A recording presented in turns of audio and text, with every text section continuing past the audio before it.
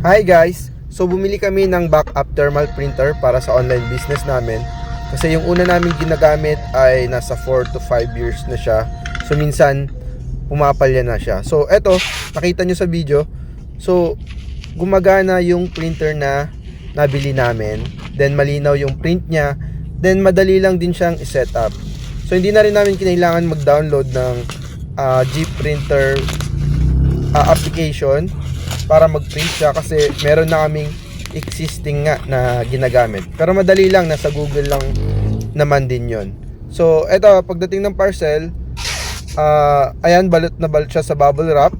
So safe na safe naman yung parcel na dumating sa atin. So syempre binuksan natin, chinek natin kung kumpleto yung parts na dumating.